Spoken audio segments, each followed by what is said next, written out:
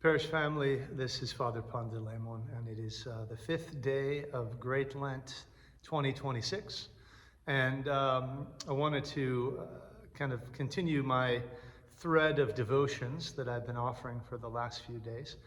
On the first day of Lent, I talked about forgiveness. The second day, I talked a little bit about fasting, sort of the nuts and bolts of fasting. On the third day, I talked about the prayer of Saint Ephrem the Syrian and kind of showed how that prayer is sort of done with prostrations. Today, I want to continue what I started on day 2, which relates to fasting in the church. And I think there's a lot we can say about fasting. Fasting's important. It's obviously something the church stresses throughout the year. It's something we just kind of do throughout the whole year.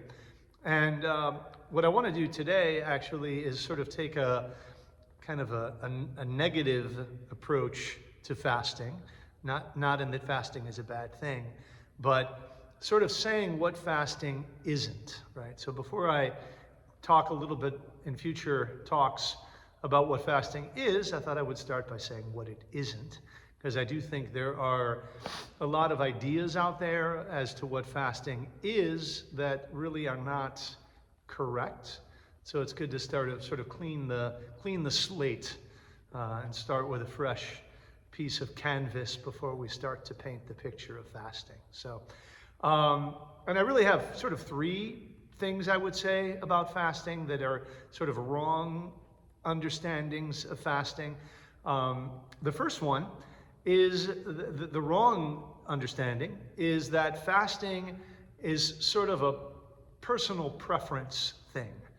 And what I mean by that is, and I'm sure many of you know this, we live in obviously a predominantly Protestant Catholic world, and sort of there's this stereotypical idea of giving up something for Lent, right? Like I'm not going to have chocolate chip cookies for the whole of Lent. That's not orthodox. That is definitely not the teaching of the church. And actually there's a really good reason we don't do that. The reason we don't do that is because a big part of the purpose of fasting is actually to learn obedience, right? And let me flush that out. So let me back up. So in Genesis chapter 3, so Genesis 1 and 2 are the creation stories. Genesis 3 is the fall. And what we see, of course, God makes Adam and Eve, puts them in the Garden of Eden, says you can eat anything you want except for the fruit from that tree there of the knowledge of good and evil, right? And in chapter 3, what we see is, of course, Adam and Eve don't obey God, right? They're tempted by the devil.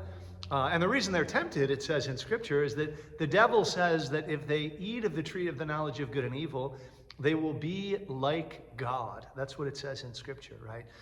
And so the reason we fast the way we do is because we want to undo that. We want to do the opposite of that. Rather than trying to be God without God, we fast in a way that puts us under the authority of God, right? So rather than me deciding what I'm going to eat or not eat, right? Kind of this, I'm not going to have chocolate chip cookies for Lent. The purpose of Lent is for me to actually acknowledge that there is another authority in the world, in our case, the church, that knows more than I do, and that I am willing to be obedient to that body, right? So that's a big part of why we fast, is to show obedience to the church. And of course, why do we want obedience? Well, the reason we want obedience is because obedience is really the soil out of which humility grows, right? And again, to flip that around, maybe you know someone in your life who cannot obey anyone. Like they always have to do it their own way. If you tell them up, they say down. If you say right, they say left, right? And then you can probably imagine, right? That is pride. That is pride. And that's the opposite of what we need to have to get into the kingdom of heaven, right? And so part of the practice of fasting, not all of it, but certainly a component of it, is to teach us that obedience that ultimately generates humility, right? So that's number 1.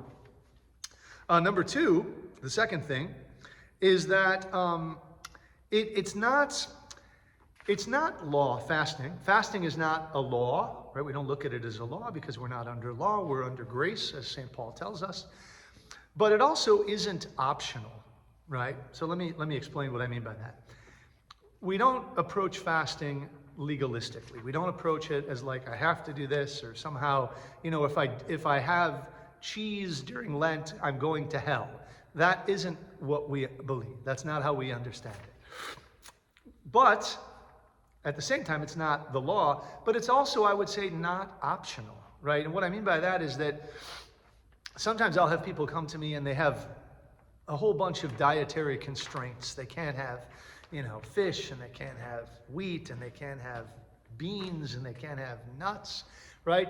And so what I always try to do with those people is I always try to figure out a way that they can somehow, at least a little bit, be obedient to the fasting practice of the church.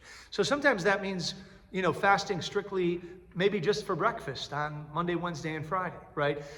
But the reason I bring this up is because to not fast at all is really to miss out on the obedience and the humility that the church offers us. It's really, God is not impacted negatively if we don't fast. He doesn't change. But really, fasting in some sense is a gift. It's a gift the church gives us so that we can learn obedience, and from that obedience, we can gain humility, right? So I would say that while it isn't law, and we shouldn't look at it as law, it certainly isn't. That's not how I look at it when I shepherd my flock. We should still be humble enough to say, all right, I can't fast strictly, but I'm going to look and I'm going to figure out a way that I can at least a little bit be obedient to the church and fast in a way that reflects that obedience, right? That's the second point, right? Fasting isn't, the first one was that fasting is not about our personal preferences, right? Giving up chocolate chip cookies for Lent. The second one was that while fasting is not law, it's also, I would say, not optional. It's something we need to do somehow. We need to figure out a way to fast somehow. The last thing I would say is that fasting doesn't stand alone. And I don't know that most people do this, but hopefully not. But fasting is really like one cog in sort of a greater machine of the church that is struggling or endeavoring maybe to help us save our souls, right? And really the big things that are, I would say, highlighted during Great Lent are fasting, prayer, and almsgiving, which means, giving charitably to those around us. And really, the fathers of the church, the saints of the church, they always say that all those three go together. We have to really be doing all of them, right? To just fast and not pray or give more of our alms is kind of ineffective. Or to just give alms but say, well, but I'm not going to pray and I'm not going to fast, that really isn't what's prescribed either, right? So if we really want to become spiritually healthy, we sort of have a prescription that's been given to us by the church, and it really is to our own benefit to sort of submit ourselves to that rule or that practice that the church prescribes. I'm going to close with a little quote from a 5th century, actually Western saint, but he's Orthodox. His name is St. Peter Chrysologus, and he talks about this dynamic of prayer, fasting, and almsgiving, and here's what he says. He says, "There are 3 things, my brethren, by which faith stands firm.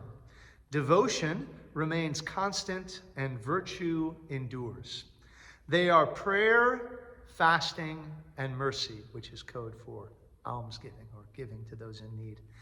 "What prayer knocks for, fasting begs for, and mercy receives. Prayer, mercy, and fasting, these 3 are one, and they give life to each other. Fasting is the soul of prayer, and mercy is the lifeblood of fasting. Let no one try to separate them. They cannot be separated." I pray that you are having a good first week of Holy Lent, and may that continue to be the case in the weeks ahead. God bless.